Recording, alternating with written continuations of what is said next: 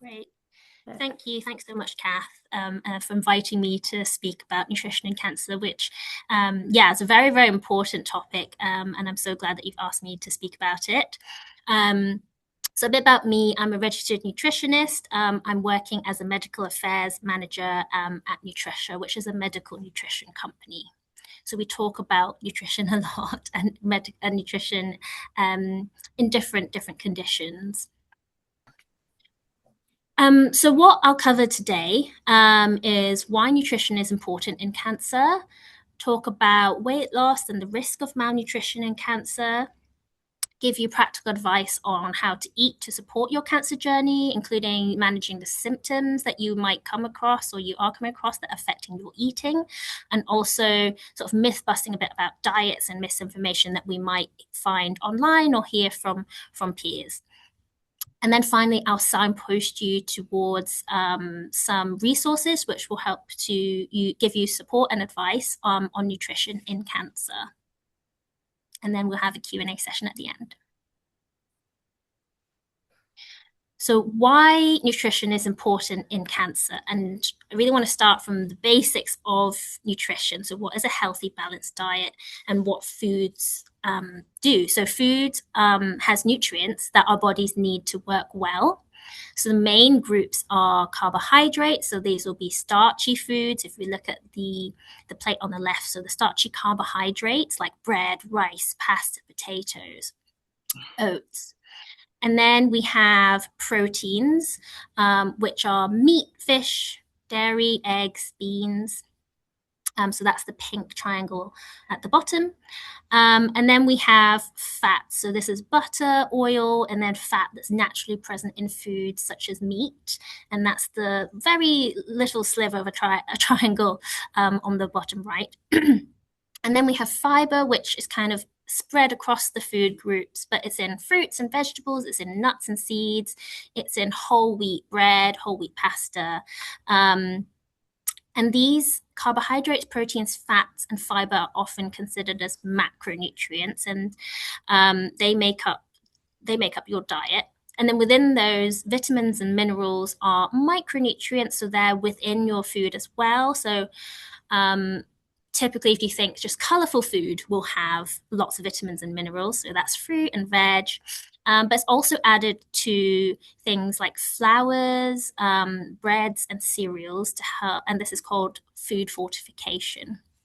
And then finally, we have fluids. So this is water, tea, coffee, fruit juices, so any fluids.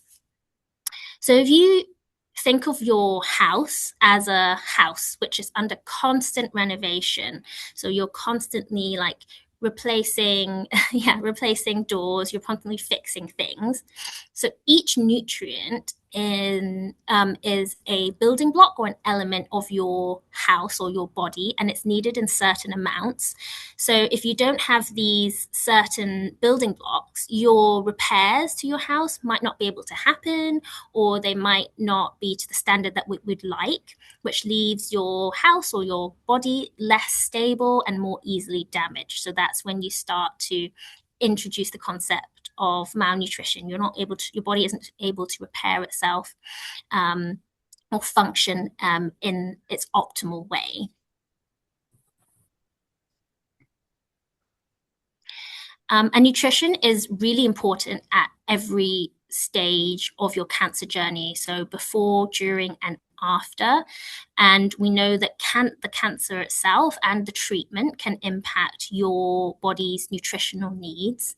So you need lots of energy to keep your body functioning and to support recovery.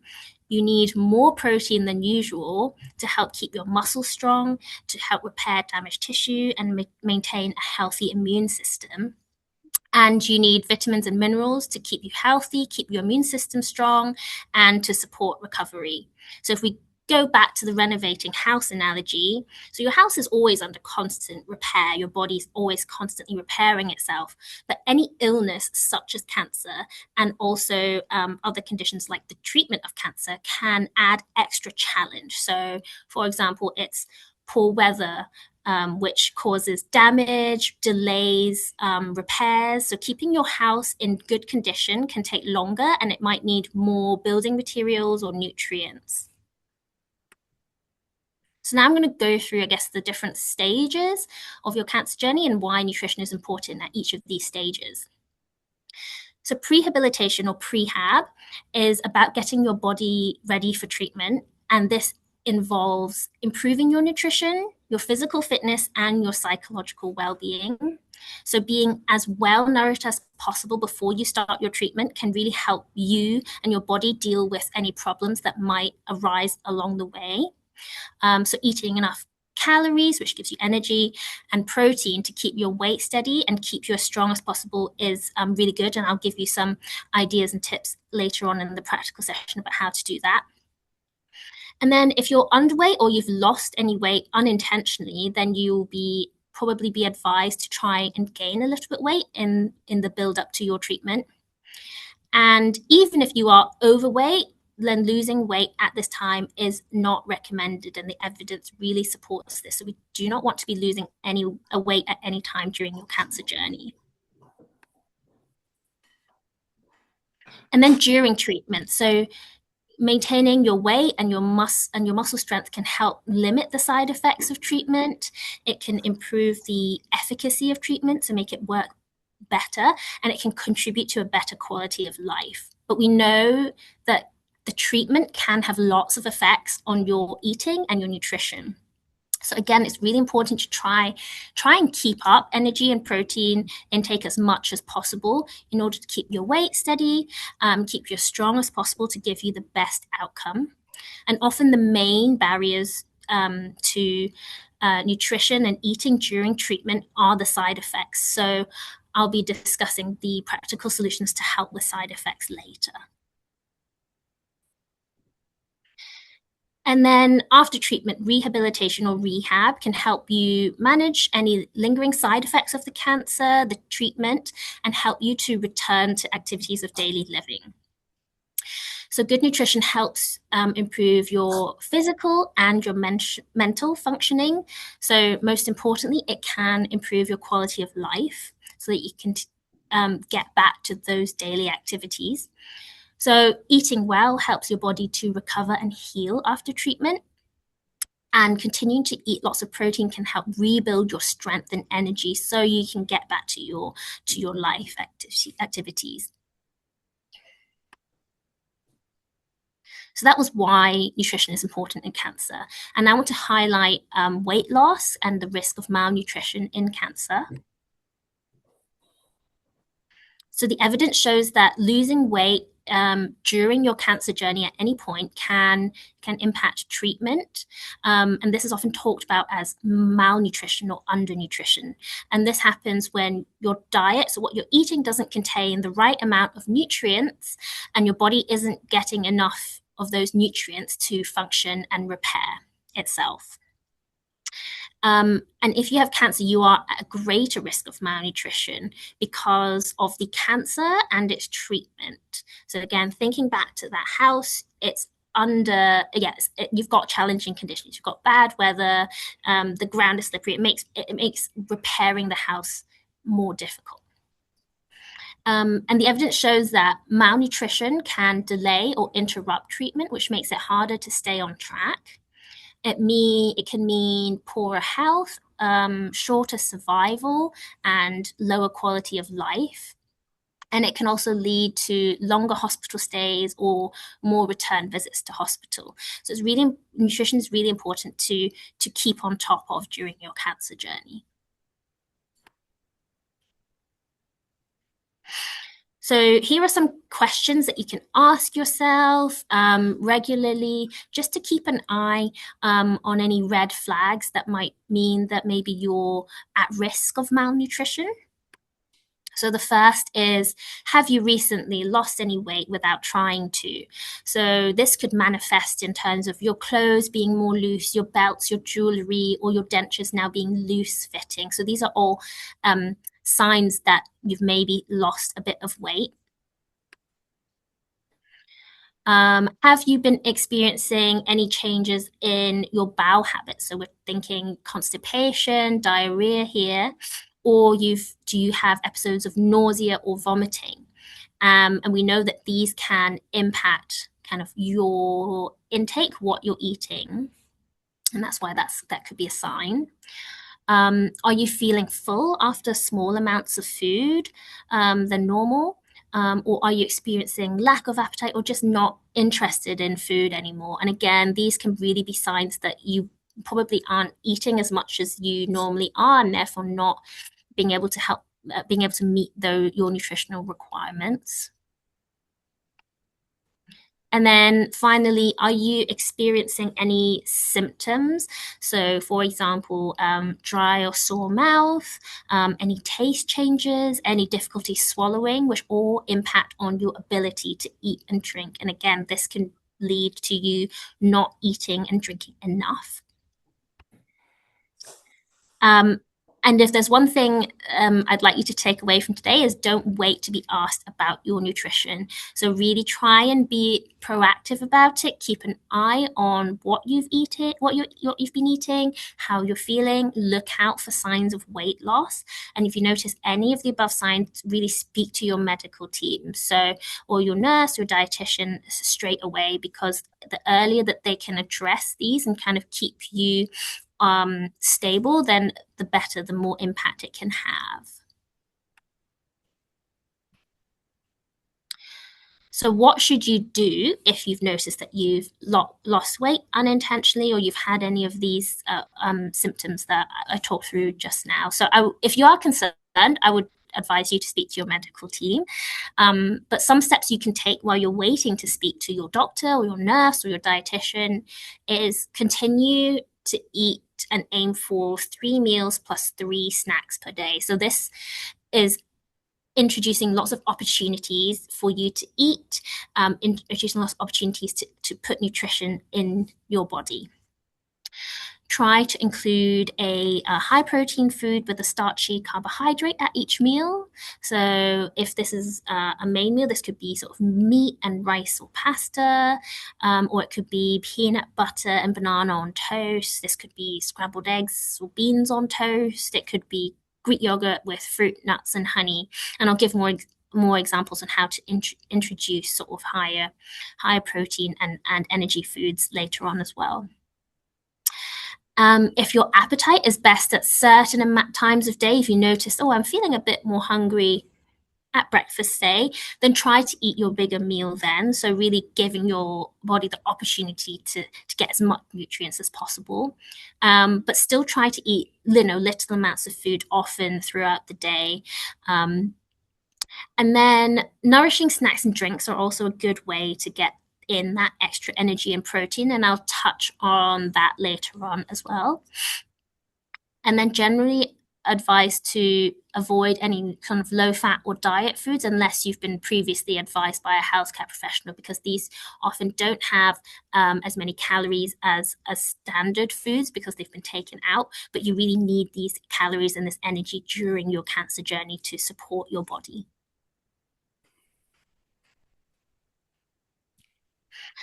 I've talked a little bit about dietitians. So I just wanted to touch on what a dietitian does. So they are qualified healthcare professionals. You can generally, in terms of getting referral to them, you can ask your doctor or your nurse at the hospital to refer you to a dietitian if you're worried about weight loss. In some hospitals, you can maybe refer yourself. You'd have to contact the hospital's dietetic department for some more information on that. If you're not being managed in hospital, then your GP or your district nurse can advise you whether you can refer yourself or to a dietitian, or if they need to refer you. So there's different routes to accessing dietitians in different areas. But what dietitians do, they're experts in assessing your food needs. So they look at what your body needs to support itself. They can advise you about what foods to eat to optimize your diet or to avoid. And they also help with any problems that you have with eating. They may also advise you about any oral nutritional supplements that might be helpful in supporting your nutrition. and they provide nutrition support when eating isn't possible or isn't enough. So when we talk about nutrition support, I just want to expand on that a little bit more. So it typically starts with the least invasive option, unless there's a clinical need to start with another form of nutrition support. So we're starting on the left here. So they can dietitians can support you with dietary counseling and food enrichment for those who can eat. So it's trying to make the most of your meals. And then when that strategy isn't enough, they'll look to medical nutrition. So medical nutrition includes oral nutritional supplements, enteral nutrition, and parenteral nutrition. So we're moving towards the right here.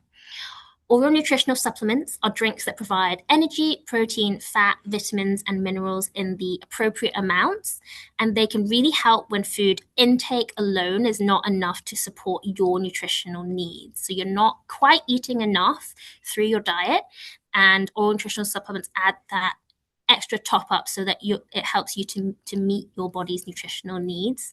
And they should be taken in addition to your normal meals and your snacks. And then when people can't eat enough orally, so through the mouth, but they have a working digestive system, then enteral nutrition or tube feeds are the next step. So these are liquids, again, containing the energy, protein, fat, vitamins, and minerals that are given to you sort of through a tube, either through your nose or directly into your stomach. And then the next step, if last resort, if your digestive system isn't working properly, then parenteral nutrition would be the last step. And this is where they put liquids that, again, containing those nutrients directly into your bloodstream, intravenously or through an IV. And that's the last resort when these other options on the left are not available. So depending on your needs, the dietitian will support you with these options.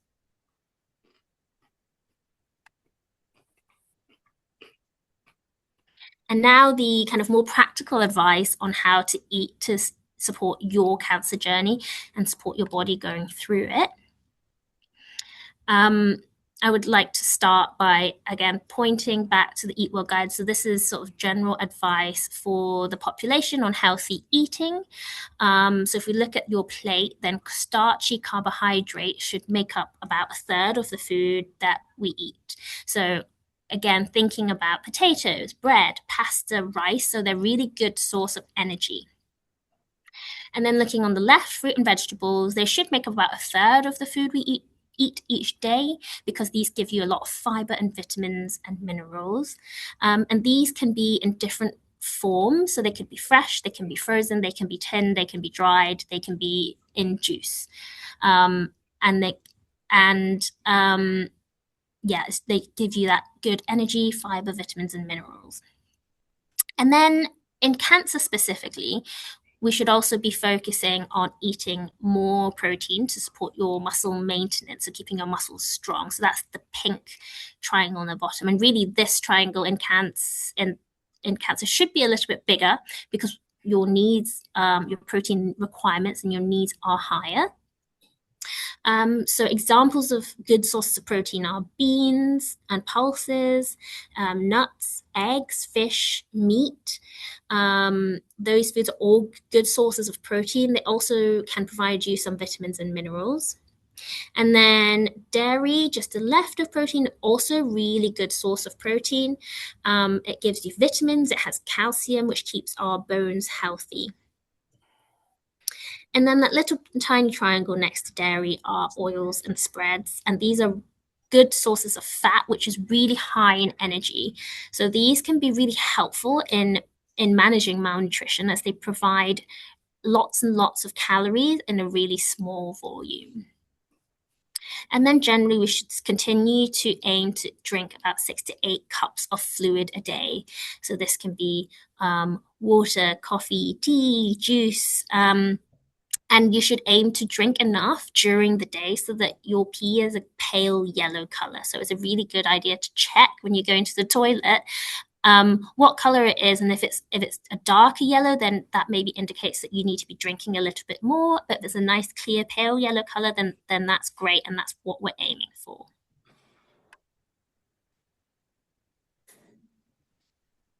So I talked about protein being a really important nutrient at every stage of your cancer journey.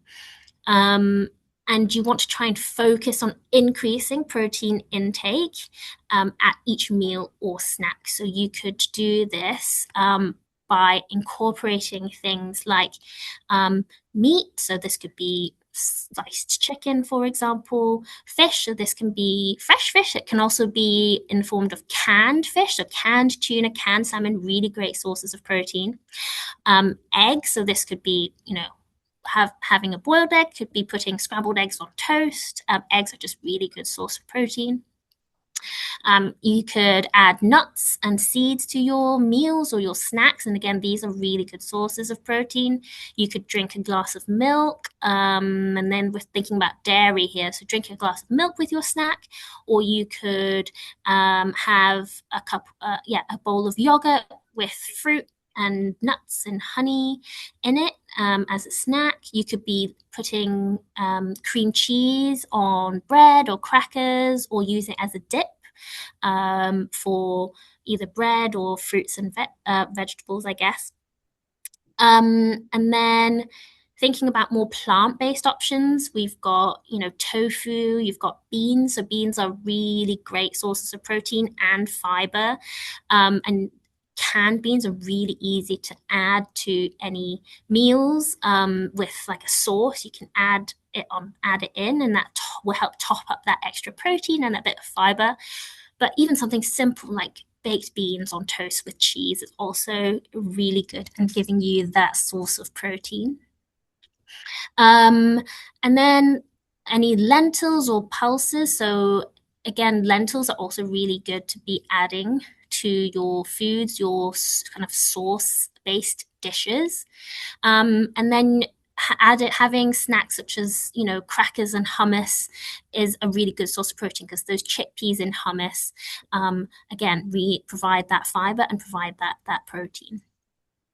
And nuts and seeds are also a great addition to any meal. So you can sprinkle it on top of your porridge. You could have a handful of nuts with your snack. These are all things that you can do to increase your protein. So I talked about lots of different things that you can add, but just to highlight again, so nuts and nut butters are really good for adding, stirring through things or sprinkling on top. Cheese is also a great source of protein, and it gives you quite a lot of energy as well, a lot of calories. So that's really good to add to things, and it makes things taste better if you like cheese. Frozen peas are a great one to have in your freezer, because you can just add those to dishes. They give you those vitamins and minerals, and they give you that extra bit of protein as well. And then, as I mentioned, sort of lentils and beans are both easy to add into any sort of more saucy foods, and lentils can help thicken it and bulk it out as well. And then touching on nourishing snacks and drinks. So these can be broadly split into kind of three different types. You've got like sweet ones. So we think rice pudding, custard, yogurt. So yogurts, you can have it as it is, or you can add fruit or honey or seeds and nuts or granola to kind of make it a bit more interesting and add a bit more nutrition. You could be eating flapjacks or cereal bars, or even things like scones or banana bread, kind of give you that extra energy. And then you could also think savory. So again, I mentioned cheese and nut butter, sort of hummus. Guacamole is also really good. It's got really good sources of fat in it, and you can have that with crackers or toast or breadsticks. You could have it, have a handful of nuts. Again, yogurt is a nice one, because we can use it, a natural yogurt, you can use it sweet or savory, and you could add things to make it sweet or savory. And then we're thinking about drinks. So I mentioned milk. Milk is a really good nourishing drink, but it could be a milky coffee. So just adding bit more milk to your coffee or a latte, malt drinks if you think Horlicks, hot chocolate made with milk. Again, it means you're getting in that milk, and then you've got a bit of extra energy from the sugar as well in that. Or you could be making homemade smoothies made with yogurt or milk, and fruit, and that can again give you those extra calories and protein, and then also those vitamins and minerals from the fruit and vegetables.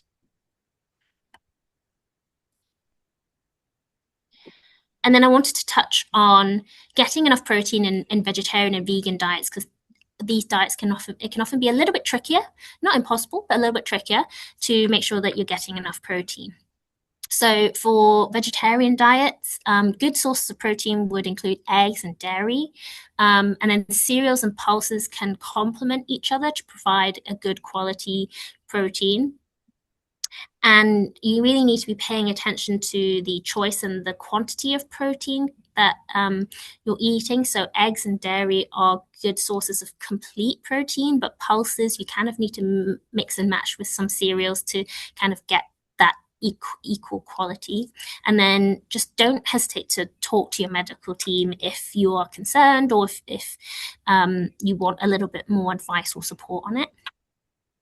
And then with vegan diets, these generally tend to exclude high quality protein foods, which is a lot of animal based sources of protein, which can make it more difficult to meet protein and energy needs. So you can be at a higher risk of malnutrition if you follow a vegan diet. So would advise you to inform your medical team as early as possible, and you may be referred to a dietitian just so they can help support you with that food and that advice to make sure that you're getting the most out of your meals.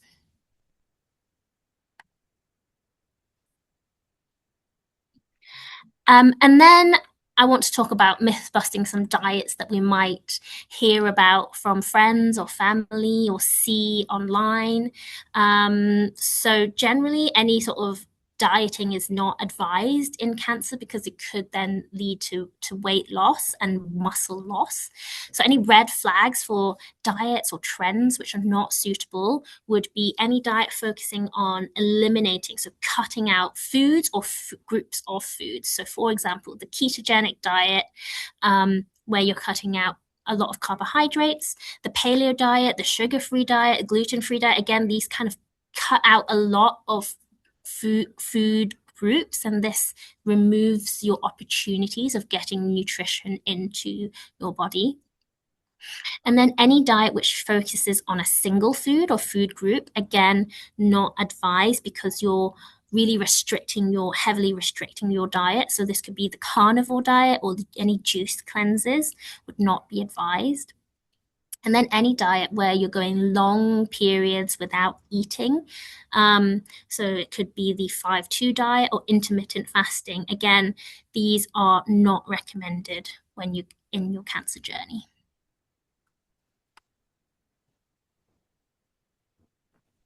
And now I'm going to cover how to maybe help to spot misinformation online. So if you are reading an article or you see a video, check the person's credentials. So who is telling you this? So look for regulated professionals. So if they've got RD after their name, which is registered dietitian, if they've got R Nutra or A Nutra, so registered or associate nutritionist, registered nurse, and whether they're a medical doctor. Again, these are all signs that they're more credible sources. And then be really wary of people who call themselves health coaches or wellness experts or nutritional therapists. Often they won't have the professional training to offer you nutritional and medical advice. And then secondly, think, are they selling you a product? So often, especially with sort of videos online, most people are trying to sell a product. So is the nutritional advice they're giving you linked to a product they're trying to sell? And then check out what they're selling. Is it, a protein powder? Is it a electrolytes? Like, what is it that they're trying to sell you? Is it a package that they're trying to sell you? And then think a little bit critically, like, why are they talking about this? Why are they trying to promote this? And then language. I think online you get a lot of different language, but often terms like toxic and cleanse and inflammatory are used to grab your attention because they sound very extreme. Whereas more evidence-based advice kind of recognizes complexity in health, and then the language is often more nuanced. So it might not be as attention grabbing. And then oversimplifying. So I guess be cautious when they kind of pinpoint a single cause that explains a complex condition. So, for example, like sugar causes cancer. That is very reductive. It's also been shown to not be true, but it if it highlights as one single cause to a complex condition, that could be, I guess, should have raised alarm bells in your head, because health is often, and nutrition is really multifactorial, and you can't, it's not, yeah, it's very complex. And if it's oversimplified, then maybe the messaging is not quite correct. Right, so now I'm going to talk about how to help manage how to eat to support your different side effects that you might experience when you are going through your cancer journey. So one common effect is that you don't feel like eating, or you feel full earlier. And the practical advice for this would be try and find foods that you still enjoy, and eat those foods. Having small and frequent meals. So again, going back to that 3 meals and 3 snacks. And it can be helpful to kind of use a smaller plate, and with a slightly smaller amount of food. You still want to make sure you're getting enough, but you don't want it to feel overwhelming. So sometimes using a smaller plate can help. Choose really protein-rich foods. So going back to the slide with lots of pictures. So again, like meats, nuts, beans, egg, cheese, yogurt. These are all really protein-rich foods. And then having sort of energy or calorie-dense foods help as well. So milk, butter, cream, nuts or nut butters, and cheese can really help give you those extra calories and those extra nutrients. And then it could be helpful to stock up on meals which are easy to prepare, so that when you do feel hungry, you can have it soon. But also, it makes the preparation less laborious, and you're more likely to do it. So you could do this by batch cooking when you have enough energy, and then freezing it in portions.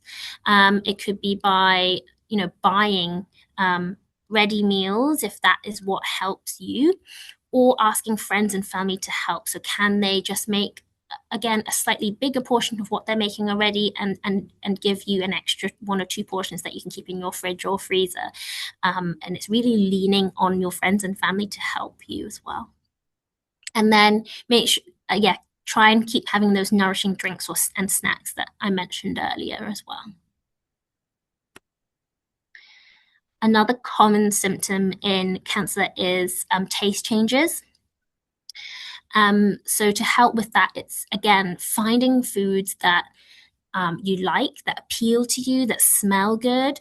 And this can really change over the cancer journey. So don't try one food and then immediately, and if you don't like it, sort of don't try it again. I would suggest trying foods again in a couple of weeks, because your taste might change. And then what can really help is keeping good oral hygiene. Can help with those taste changes or with those bad tastes in your mouth. So rinsing your mouth out with sparkling water can help with those bad tastes as well. And then with metallic, if you've got that metallic taste at the back of your mouth, it could be useful to try using plastic utensils instead of metal or wooden utensils, because that then again reduces that metallic taste when you're eating and introducing food to your mouth. You can try pairing red meats with a hard cheese like cheddar, which can help mask the flavor. Or you could just switch, red meats, which tend to have that metallic taste because of the iron, to another source of of good source of protein like chicken or fish or egg or baked beans. Again, just switching things around a little bit. And then if you're experiencing a lack of taste, using herbs and spices to add more flavor to food can help. You basically want to boost the flavor so that even though you're tasting less, you're tasting less, but adding extra flavor can maybe help increase the level that you're tasting. And actually, fresh herbs and spices add more flavor than dried, so you consider using those as well. And experiment with like chilies and spice, maybe the temperature of the food, having it warm or cold. Um, for example, having a cold yogurt with a hot curry could make it a little bit more interesting. Um, experiment with texture, so maybe have crunchy foods alongside like really smooth foods. Some people find that fizzy drinks really help with that texture. And then try and add as many like umami flavors, which really again help boost that flavor profile to the food. So this could be like soy sauce, mushrooms, Marmite tomatoes, parmesan. These can really help add flavors to your food. And then additionally, when you've got like lower sense of taste or lack of taste, it's a really good opportunity to eat foods that maybe you didn't like the taste of before, but because there's so much they're dimmed, you might be able to then eat it. So for example, if you didn't like tinned tuna, it may be something that you could try, and again, there is a really good source of protein as well. And then if you've got a bad taste in your mouth, so in addition to having really keeping good oral hygiene, it's maybe try eating some plain foods or some cold foods, because by having foods cold, it kind of diminishes the taste a little bit. Drinking through a straw can help as well. Some people find that helpful because you're not getting as much smell and taste through. And then you can try adding things like lemon or pickles or vinegar or mint to food, basically different flavor profiles like sour, sweet, bitter, to help kind of mask any other flavors can help as well. And then if you've got like you've got dry mouth, you've got sore mouth and mouth ulcers, again, I would check in with your medical team for support, but particularly if you are finding it difficult to swallow, or you're experiencing swallowing difficulties, I would speak to your team quite urgently, because you might need support from a speech and language therapist to help with your swallow and make sure that's safe. But some things to try, again, small and frequent meals. It's quite a common theme through this advice. But choosing soft or moist foods, basically foods that are a bit easier to eat, adding sauce to foods to help moisten it and soften it. You could try cooling foods, so having yogurt and ice cream and cold puddings can really help relieve that sensation. Make sure you keep drinking lots of fluids, and you could try drinking it through the straw to try and avoid those areas that are a bit uncomfortable. Sometimes people find that hot food can make it worse, and allowing food and drinks to cool down a little bit first. And then avoiding foods that irritate your mouth. So rough textured food, crunchy foods. It could be spicy, acidic, or salty foods. It depends on I guess, what triggers the pain in your mouth. And then, if you're feeling nauseated or vomiting, again, small frequent meals, and really focus on trying to eat as much nutrient dense and high protein foods when you can. So that's things like baked beans on toast, scrambled eggs on toast, toast with banana, peanut butter, things that really pack a lot in a small amount. Try and sit upright to eat, and for a short while afterwards, and that can help with the food maybe coming back up. And if the smell of food makes you sick, then try eating foods which are cold that you don't need to cook. Get someone else to cook if possible, and try to eat sitting next to an open window or where you can get lots of fresh air, can help with those smells as well. And then some people find things like peppermint tea or ginger sweets helpful with the nausea as well. And then if you have constipation, then you would try and eat high fiber food. So this is thinking whole grain cereals, bread, pasta, and fruit and vegetables. So generally just trying to incorporate that in your diet. But there's also really good evidence to show that kiwis can help with constipation, and prunes can help with constipation, and psyllium husk, which you can kind of mix into foods and drinks, can again help provide that extra fiber and support with constipation. And then make sure that you're keeping to drinking lots of fluids, so aiming for at least 2 liters a day. And then sometimes gentle exercise can help move things along a little bit as well. And then maybe you're having the opposite problem. You've got diarrhea. So again, drinking lots of fluids will help because you want to replace the fluid that you're losing. Again, eating small, frequent meals. And then the opposite to when you have constipation, when the diarrhea is really bad, you want to avoid any high fiber food. You're trying to slow the movement of food through your gut. And then you want to avoid any fatty or spicy foods because that could make it worse. And again, alcohol or coffee could also make the diarrhea worse. So when the diarrhea is bad, you just want to avoid maybe those few, and it can depend on whether you find that it triggers your diarrhea as well. But trying to avoid those. Right, last section now, where you'll hear me talk. So where to access support and advice on nutrition.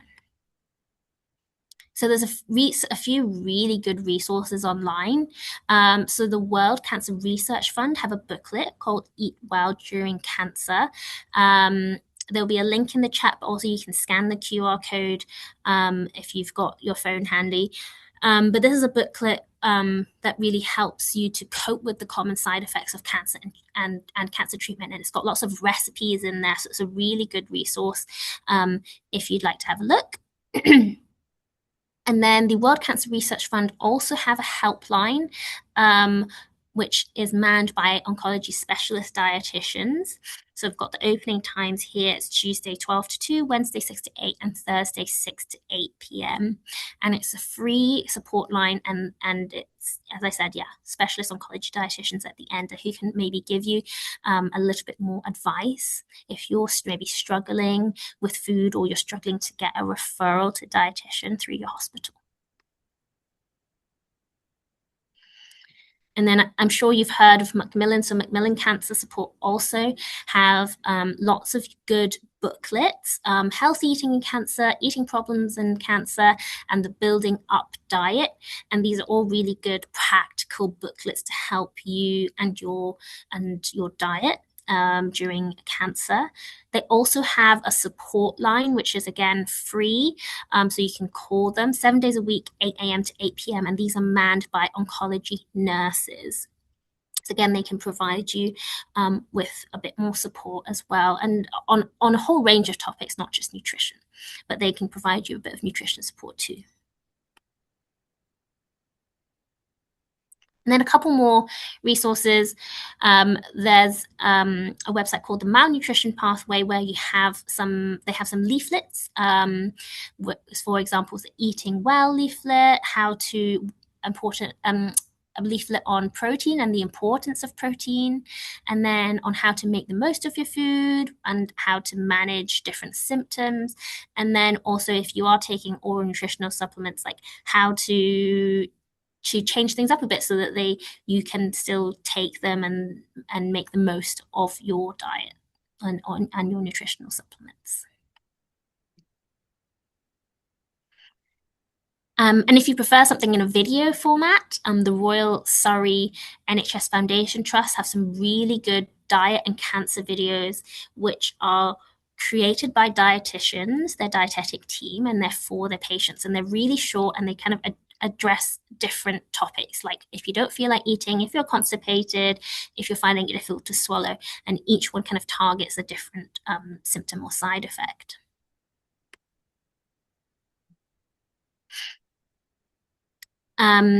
There is also the BAPIN self-screening tool for malnutrition. So if you are concerned about weight loss, you can complete this and bring this to your medical team. So it's created by the British Association for Parenteral and Enteral Nutrition.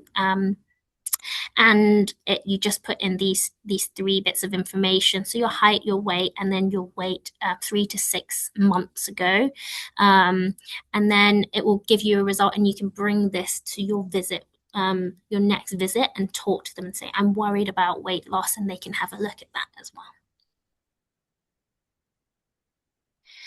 And finally, a resource which is slightly adjacent to nutrition but very important is food safety and hygiene, because when you have cancer and you're going through the treatment, you can be at high risk of infections. So the Food Standard Agency have some really good information on how to make sure that you're handling your food safely and hygienically at home.